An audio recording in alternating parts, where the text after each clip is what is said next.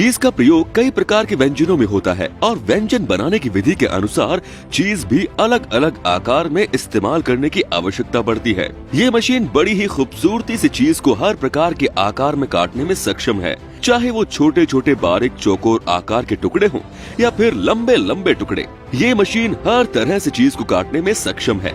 इस मशीन में लगा शक्तिशाली ब्लेड बड़ी ही तीव्रता और सफाई के साथ चीज काटने के इस काम को मिनटों में ही निपटा देता है।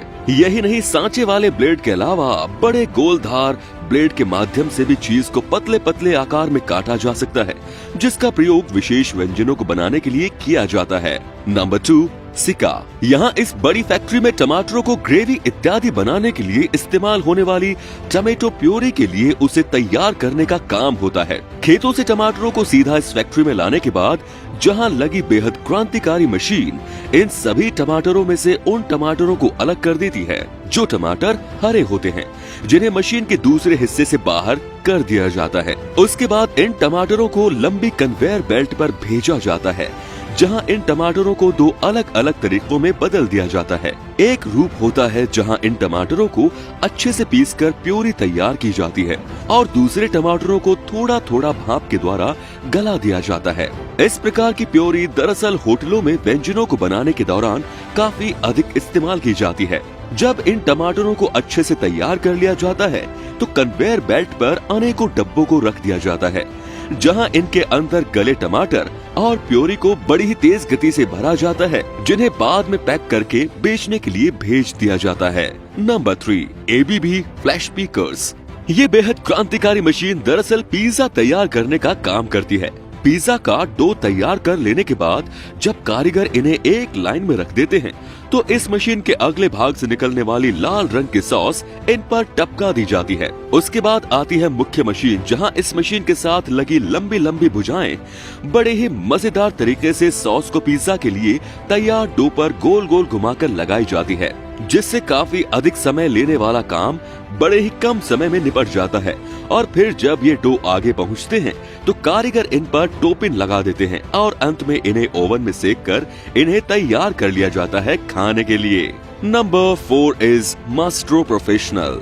अक्सर बड़े बड़े होटलों में या फिर जब कभी शादी समारोह इत्यादि में भोजन के साथ अनेकों लोगों के लिए सलाद का बंदोबस्त करना हो तो चाकू के द्वारा एक एक करके टमाटर काटना काफी अधिक समय ले सकता है, मगर ये गजब की मशीन उसी काम को बड़ी ही तेज गति से करने में सक्षम है। इस मशीन में आप अपनी इच्छा अनुसार टमाटर के स्लाइस की मोटाई निर्धारित कर सकते हैं और जैसे ही इस मशीन में टमाटर को डाला जाता है तो इसके अंदर लगा शक्तिशाली ब्लेड बड़ी ही खूबसूरत तरीके से इन टमाटर को काट डालते हैं एक बराबर स्लाइस में और सलाद के लिए बेहतरीन स्लाइस वाले टमाटर तैयार हो जाते हैं।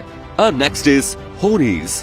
ये बेहद मजेदार टॉफी दरअसल मधुमक्खी के शहद से तैयार की जाती है। यहाँ इस फैक्ट्री में इस विशेष मशीन की मदद से शहद के साथ कुछ और अन्य खाद्य पदार्थों को इसके साथ मिक्स करके इसे कन्वेयर बेल्ट पर लंबे बेलनुमा आकृति में धकेला जाता रहता है, जिसके बाद कन्वेयर बेल्ट के अंत में लगे गोल बेलनुमा ढांचे पर इसे गोल गोल लपेट लिया जाता है और कुछ अधिक शहद डालने के बाद जब इसे मुख्य मशीन के मुंह से गुजारा जाता है तो ये मशीन इस शहद से तैयार मिश्रण की छोटी छोटी टॉफियां तैयार करती जाती है।